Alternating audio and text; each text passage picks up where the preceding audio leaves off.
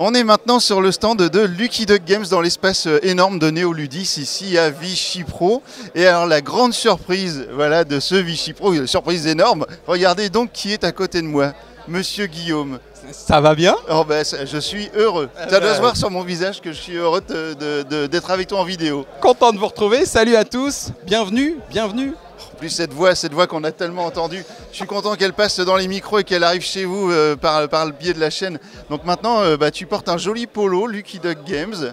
Eh ben, c'est génial. Eh ben merci, content Voilà. de vous retrouver et puis content de pouvoir vous amener un petit peu toute la sélection du catalogue. Mais on va le faire en pitch, hein, on va le faire en rapide. Ouais, on avec. va pitcher, on va pas faire toute la sélection parce qu'il y en a bien trop.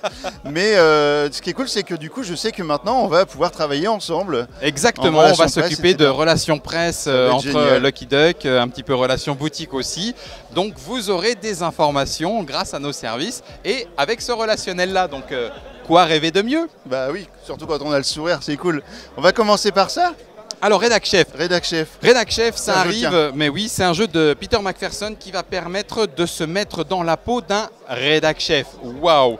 Ça permet à 1 à 6 joueurs de devoir faire, et donc en temps réel, c'est une des particularités du jeu, une constitution de tableau. Donc vous allez dans une première partie de manche, et il y en a 3 dans la partie, devoir récupérer des tuiles, des articles de différentes rubriques, des photos et des publicités. Et une fois que vous avez tous les articles sur votre bureau, il y a réellement des petits bureaux en 3D, il va falloir les organiser sur votre page pour faire votre une. Donc on se sent l'âme d'un journaliste. Bien sûr, il y a des règles de composition de votre une. 2 photos ne peuvent pas être l'une à côté de l'autre, etc. Et puis on va compter des points. Le petit clin d'œil, et je m'arrêterai là-dessus que j'aime beaucoup, c'est que les articles ont une tendance positive ou une tendance négative. Le mieux, c'est d'équilibrer. Si vous êtes trop positif, c'est un peu bisounours. Si vous êtes trop négatif, vos lecteurs vont finir dépressifs. Donc, pour ne pas avoir trop de points négatifs, il va falloir équilibrer les articles. Et donc, on se sent vraiment dans la peau d'un rédac chef. Le titre lui va bien. Et du coup, en fait, là, on a notre page de journal qui est vide au début, et puis au fur et à mesure des tuiles, On met des articles, voilà, on compose sa une, ça on a devient des une cartes vraie de une. tribune avec des objectifs, etc. Je ne vous ai pas donné toutes les règles, mais vraiment le but c'est de se sentir rédacteur en chef d'un journal et de Avec plein composer sa d'animaux. une. Voilà. Avec que des Yann- animaux en C'est tant Yann que O'Toole sur personnage. les illustrations. C'est super, très bien. Donc ça, alors ça arrive quand? Ça, c'est dès septembre 2024, Là, du coup c'est un des jeux de la rentrée. Ok, Voilà. bah super. Donc du coup, ça va, parce qu'on est quand même déjà, on est combien là, le 15, non? Ça arrive, oui, on est le 15 septembre, on est moitié du mois de septembre, donc c'est dans les 15 jours qui arrivent sur le Redac Chef. Ok. Raising Robot. Alors là, Raising par Robots. contre, du coup, un jeu de Brett Sobol et Seth Van Orden. Je tiens, Oui, on tient je deux. tiens, tout va Tu bien. tiens Ok. Qui a eu son petit Seal of Excellence de chez Dice Tower. Et voilà. C'est un jeu où on se pose dans la peau de jeunes créateurs de robots. Ok. On est dans un cours, entre guillemets, puisque les professeurs vont nous donner des leçons, c'est des sortes d'objectifs, et c'est un jeu de constitution de moteur, d'une certaine façon, en tout cas de gestion de ressources plutôt. Je vais Et- montrer l'arrière. Ouais, vas-y. Voilà. Et de création de tableaux. Excusez-moi, je vais faire le lien avec un jeu, puisqu'il y a un petit côté wingspan. Ok. On a plusieurs lignes, avec donc des robots de différentes familles, et ces lignes de robots vont nous aider à faire les tâches auxquelles ils sont rattachés. La particularité du jeu, qui se joue en 8 phases, c'est que on choisit parmi les 5 possibilités d'action 2 actions à chaque tour. Sur ces actions, on va leur attacher de l'énergie. Et ce que j'ai apprécié, c'est que l'énergie qu'on impose à cette action va peut-être rejaillir sur tout le monde. Et donc, si j'ai bien choisi, si j'ai bien lu le jeu des adversaires, je vais pouvoir faire des phases alors que je ne les ai pas choisies avec l'énergie qu'eux-mêmes auront apportée au jeu. D'où une interaction. Sinon, effectivement, on va améliorer ces robots, déclencher, gérer des ressources pour pouvoir avoir à la fin des points avec nos robots, avec les objectifs que les professeurs nous auront donnés. Voilà, un jeu de constitution de tableau et de Ok. gestion de ressources. Avec un univers aussi très sympa. Ouais, Avec très des très belles robotique. illustrations. Il y a beaucoup de références et de easter eggs, donc des références cachées qui sont cachées à l'intérieur. Ok, bah, il va falloir s'amuser à essayer de les trouver.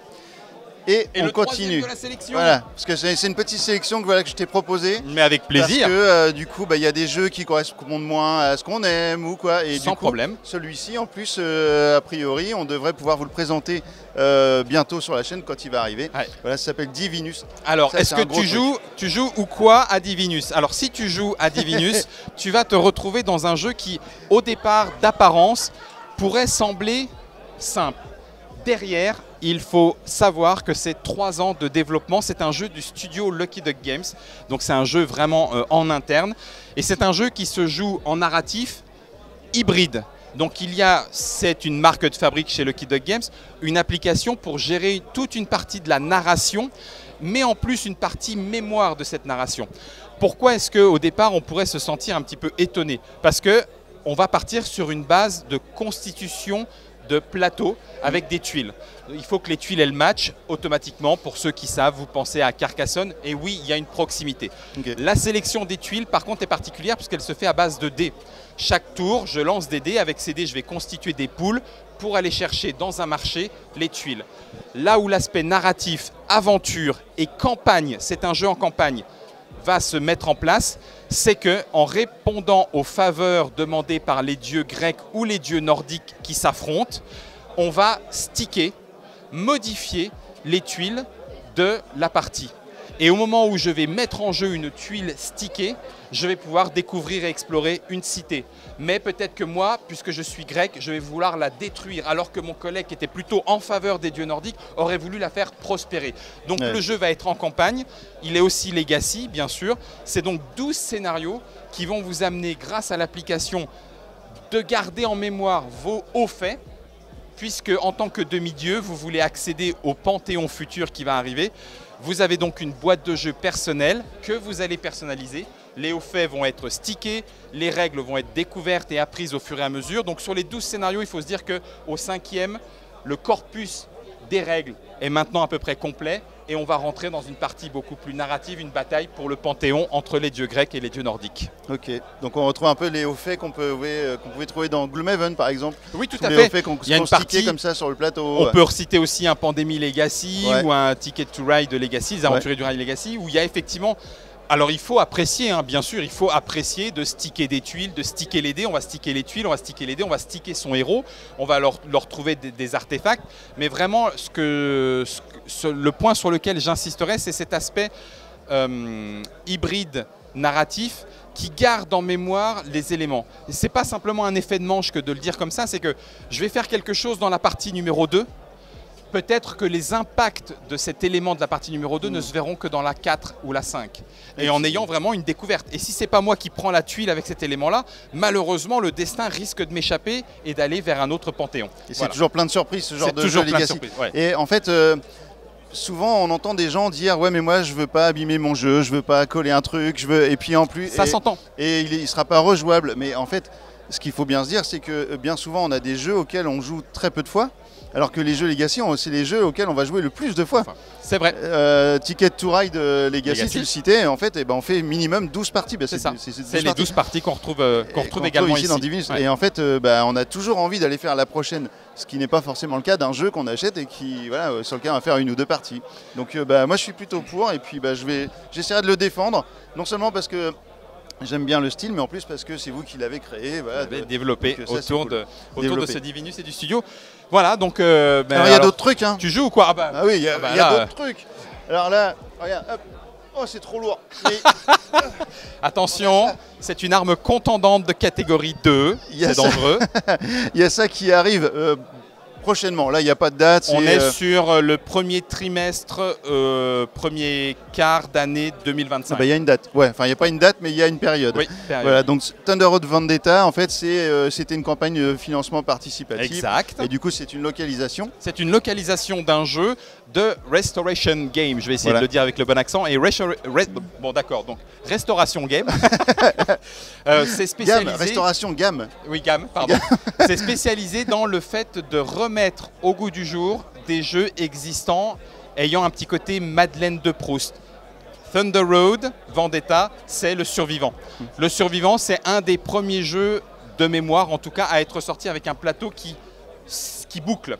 Donc c'est une course à la Mad Max, on retrouve ça avec Thunder Avec des Road. petits véhicules, Avec etc. les véhicules, on essaye de se friter, il y a une joyeuse ambiance chaotique, voire même parfois un petit peu, c'est le boxon autour de la table et puis on râle autour d'un jet de dés qui ne va pas comme on veut, mais il fallait conduire peut-être plus prudemment. Thunder Road, l'avantage c'est qu'il y avait effectivement 3 véhicules plus un hélicoptère. Là, on annonce une nouvelle jouabilité parce qu'il y a le camion avec ses remorques, il y a les motos qui peuvent arriver un peu plus fragiles, mais il y a 5. Donc, ouais, non, c'est un jeu ambiance et familial à la Mad Max. Ça, j'avoue que ça, j'ai très envie d'y jouer. Il y a aussi, évidemment, Unsettled qui arrive très bientôt. Là, c'est pour octobre ou novembre, oui, novembre, ouais. En français. Donc, ça, c'était pareil, c'est une traduction, une localisation, mais qui n'a été que sur une campagne de financement participatif et qui, a priori, ne sera pas en boutique. Alors, il y aura une boîte retail, il y aura des versions boutiques sur Unsettled, qui là aussi est un jeu avec une vraie forme d'exigence. Aussi, là, on est dans en exploration et tout ça, quoi. Ah, ouais, c'est clair. Mais avec un petit aspect puzzle game, c'est-à-dire que le jeu est en information ouverte, en exploration face à une planète qui se comporte de façon complètement particulière. Une planète n'est pas une autre planète. Et les tâches qu'on a à y faire va nous demander de nous adapter à cette exploration. Et chaque boîte est une planète, je crois. Chaque boîte est une planète. Et cet aspect exploration est assez magique. C'est-à-dire qu'il y a une fine couche de narratif. On n'est pas dans des choses où il faut beaucoup lire. Mais par contre, on se raconte la partie qu'on est en train de faire. Là, moi, ça a été un petit côté un peu coup de cœur. Waouh, effectivement, alors j'aime le puzzle game, j'aime le coopératif. Une fois encore, il faut aimer le coopératif. Mais si vous aimez ça, et ensuite vous racontez votre histoire, ça marche super bien. Mais je pense que c'est un jeu qui marche très bien à jouer en solo, en fait, aussi.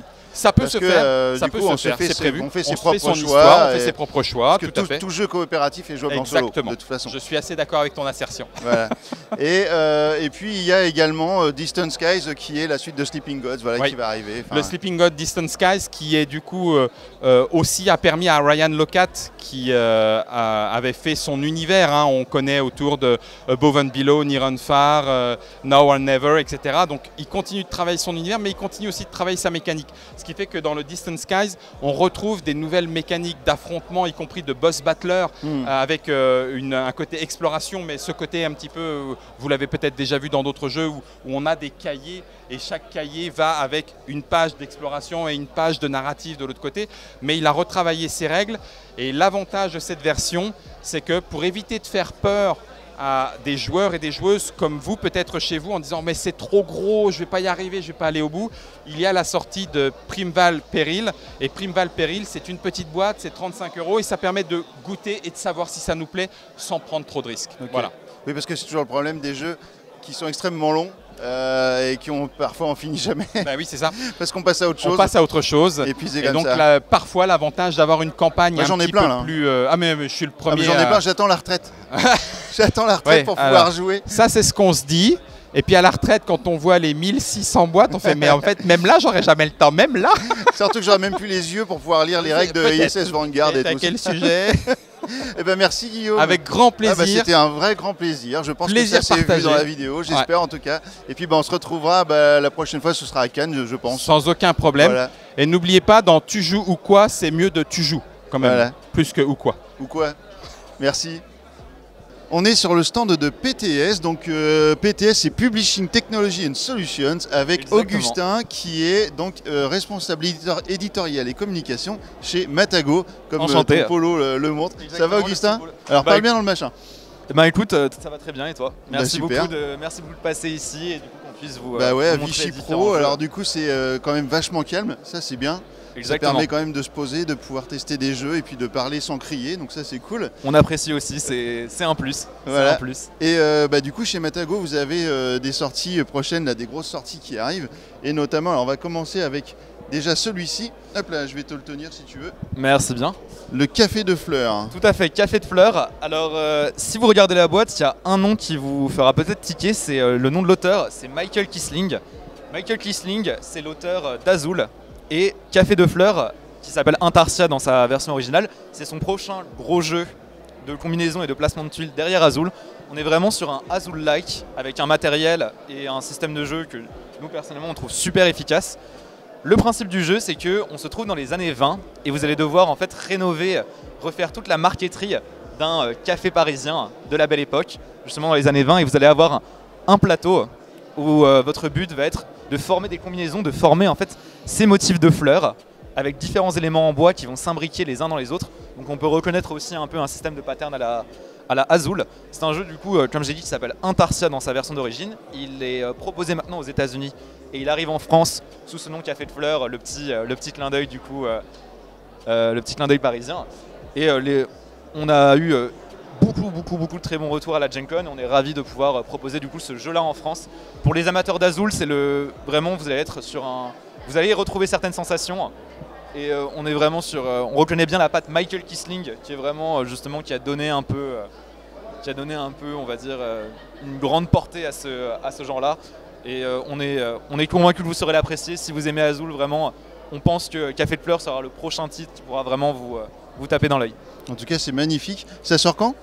Alors normalement, ça devrait arriver en toute fin d'année. Ok. La date précise reste encore déterminée, mais ce sera soit toute fin d'année, soit début 2025. Ok. Pour Café de Fleurs donc. On aura sûrement l'occasion de vous en reparler sur la chaîne de Café de Fleurs. Exactement. Hop. Alors avant d'aller sur la plus grosse nouveauté, on va juste parler de ce qui est disponible. Exactement. Voilà. Exactement. Fireworks. Qui est disponible juste, du coup, va arriver en fait en ce tout début de mois. Fireworks. Ça peut peut-être évoquer quelque chose à certains si je dis le nom Kites. Fireworks, c'est par le même éditeur que Kites donc, et c'est la suite officielle du jeu. Ça reprend en fait ce principe de sablier où vous avez un deck de cartes et vous allez devoir l'épuiser à temps et à chaque fois en renversant des sabliers sans qu'un seul des sabliers arrive, s'épuise complètement. Sauf que là où Kites en fait vous proposait tout le temps un peu le même système de jeu, Fireworks ça va vous proposer plein de configurations différentes. C'est-à-dire que vous allez avoir un système de missions, vous avez des dizaines de missions différentes dans la boîte et chacune de ces missions elle va vous rajouter une petite contrainte, voire même des fois des contraintes très compliquées à jouer qui vont rajouter de la difficulté. Il y a des parties où vous n'aurez pas le droit de communiquer, des parties où vous allez jouer uniquement avec votre mauvaise main, des parties où vous ne pourrez jouer qu'avec un certain type de carte. Vous avez en fait une trentaine de configurations différentes dans la boîte, chacune ajoutant un challenge différent. Et nous du coup, on a pu le tester et le faire un petit peu tourner. Et vraiment ce qui en ressort c'est que c'est le Kites vraiment mais sous-explosif. Si jamais vous avez bien pensé Kites, ça va être quelque chose qui va vraiment vous pousser dans vos retranchements en vous proposant beaucoup de renouvellement aussi de cette formule-là. Un petit peu plus frénétique peut-être ? Tout à fait, ouais. Tout à fait, exactement. Et pour ceux qui avaient vraiment réussi à maîtriser Kites, Fireworks, ça s'impose comme un véritable défi. Exactement, et on vous souhaite vraiment bonne chance pour y arriver. Ça marche, donc ça arrive en boutique là. Tout à fait, c'est Asmodée qui se charge de la distribution. Ok. Et ce jeu est disponible du coup dans la semaine qui arrive. Ok. J'avais parlé il y a très peu de temps j'arrive jamais à me retenir, le roi des ribots. Le roi des ribots. Voilà, un micro-games basé sur une bande dessinée avec des cartes magnifiques, avec un jeu vraiment sympa. D'ailleurs, toute la gamme mini-games, il y a vraiment des trucs cool. Et là, tu me disais, en fait, on a Oko qui est issu d'une bande dessinée aussi. Est-ce que je peux l'ouvrir ? Bien sûr, je t'en prie, tu peux l'ouvrir. Oko, donc vas-y, si tu peux nous en dire un petit peu... Oh, les cartes sont belles. Ah, merci bien. On reprend un petit peu l'univers, un petit peu du roi des ribots avec un petit peu de côté brillant, etc. Donc, exactement, avec le foil coloré. Alors pour ceux qui ne connaissent pas Oko, c'est une licence de BD française de l'auteur Hub qui se déroule en fait dans une version alternative du Japon féodal. Et Oko du coup c'est en fait un ronin, donc un samouraï errant, chasseur de démons qui en fait traverse ces contrées et il vit tout un tas d'aventures et dans lesquelles il lutte contre l'influence des esprits démoniaques. La BD a 10 tomes et on la recommande d'ailleurs franchement à tous les amateurs, c'est une excellente BD. Et du coup Oko c'est le microgame officiel sous licence qui arrivera l'année prochaine. Okay. C'est un jeu d'affrontement pour 2 joueurs tactique, chacun contrôlant un personnage et va jouer en fait sur un... Le jeu cherche vraiment à retranscrire les sensations d'un duel de samouraï. Vous allez avoir un système de placement, vous allez devoir déplacer votre samouraï sur le champ de bataille et utiliser un système de pause de combat et de technique de combat pour essayer d'infliger le plus de touches possible à l'adversaire. C'est très technique et pour ceux justement qui ont aimé le Roi des Ribots, on retrouve cet aspect au-delà des visuels et de l'aspect foil, etc. On retrouve vraiment un aspect stratégique qui est très poussé dans ce duel. Ouais, c'est compliqué le Roi des Ribots, hein, c'est vraiment stratégique. Hein. C'est aussi pour ça qu'on l'apprécie, le fait qu'ils puissent offrir pas mal de stratégies avec un nombre de cartes en fait qui est assez réduit. Et on termine avec Kyoto Noneko, pardon. Exactement. Noneko qui est donc là la grosse sortie pour vous, vraiment le jeu que vous voulez mettre en avant. Exactement, c'est tout à fait ça. Kyoto Noneko, c'est l'association de deux noms, Cédric Millet, du coup l'auteur qui par exemple avait fait Meeple Circus. Et à c'est lui qui a fait la base. Ah bah d'accord, Meeple Circus, ouais, c'est très sympa. C'était déjà chez vous. C'était chez nous. Et à l'illustration, on retrouve un nom qu'on voit de plus en plus, c'est Jérémy Fleury, qui s'est chargé de toute l'illustration du jeu et qui a fait un travail incroyable, on le remercie beaucoup. Kyoto Noneko, ça se joue de 2 à 4 joueurs. C'est un jeu familial qui prend à peu près une trentaine de minutes à jouer. Et le principe de ce jeu, c'est que vous êtes des chatons. Chaque joueur est un chaton qui va explorer la ville de Kyoto au Japon et vivre tout un tas d'aventures. C'est un jeu à base de scénario. Lors de ce jeu, vous choisissez un scénario et chaque scénario va vous proposer en fait tout un tas de petits objectifs qui représentent les activités typiques des chats. Je te laisse parler parce que j'essaye de récupérer un petit chaton. Il y a des scénarios par exemple où vous allez devoir marquer votre territoire, vous allez essayer de voler de la nourriture aux autres chatons. Il y a des scénarios où vous allez essayer de vous faire des amis, que ce soit avec des humains, des petits insectes, etc. Il y a des scénarios où vous allez essayer de chasser un maximum, de chasser des proies, des souris, des insectes. Chaque joueur est représenté par sa petite figurine. Il a son plateau personnel. Il est trop cute. Ouais, là du coup, chaque joueur a ses petites figurines en gomme colorées. Vous avez les 4 chatons différents dans le jeu. Et du coup, oui, chaque joueur a aussi effectivement ses coffres de rangement, ses petits coffres de rangement. Le rangement du jeu est optimisé. Et du coup, chaque joueur, lors de son tour, va pouvoir découvrir quelque chose de nouveau à propos de la ville de Kyoto. Vous avez un plateau principal avec plein de petits éléments face cachée. En vous y déplaçant, vous allez pouvoir les révéler et ça va justement montrer des nouveaux objets, insectes, animaux, êtres humains avec qui vous allez pouvoir interagir. Vous allez pouvoir interagir justement avec eux en utilisant un système de compétences qui est très fluide. À propos chaque joueur a son petit tableau personnel avec 4 compétences. Vous utilisez une de ces compétences à l'aide aussi d'un système de lancer de dés. Vous additionnez votre sort de compétences et le résultat du dé. Et ça va vous indiquer à chaque fois si vous avez réussi l'action que vous avez entreprise ou si vous avez raté. Et tu nous disais effectivement que les actions, c'était vraiment les actions de chat, quoi. Voilà, Tout à fait. Ça va être grimper dans un arbre, ça va être manger des croquettes aussi bien. Non, ça va être voler des croquettes. Voler des croquettes. Tenter de traverser la rue sans se faire écraser par les vélos. Parce que ça, on pourra le voir justement si vous avez des vues du plateau, mais vous avez chaque joueur a sa partie personnelle de la ville et il y a un plateau central. Et ce plateau central est séparé des plateaux personnels par une route sur laquelle patrouille une mamie et un papy en vélo, qu'il va falloir un petit peu estiver aussi pour accéder à la partie centrale. Voilà. Non mais c'est super, en tout cas le design du jeu est vraiment chouette, ça donne Merci très beaucoup. envie. Et puis du coup ça sort quand alors tu dis ça sort le 4 octobre. C'est la sortie principale de Matago au festival Essenspiel. Oui. Et ça arrive en France au même moment. Super. Bah écoute, voilà, plein d'actualités, c'est chouette. Exact. On a encore plein de choses qui arrivent et plein d'annonces, donc merci beaucoup d'en parler. Bah, avec plaisir, quand il y a des bons jeux, on aime bien en parler, c'est chouette. Bah, et écoute, en plus avec des gens sympathiques. Exact. Bah, ça fait très plaisir. Ça fait très plaisir. Et du coup, pour Kyoto Noneko, on va faire ensemble d'en parler tout au long des semaines qui arrivent. Vous risquez de le voir pas mal de notre côté. Et ben merci Augustin. Bah écoute, un grand merci David. Bah, de rien, et puis nous on va continuer voir d'autres jeux, d'autres maisons d'édition sur Vichy Pro. Voilà, à tout de suite. Merci à tous.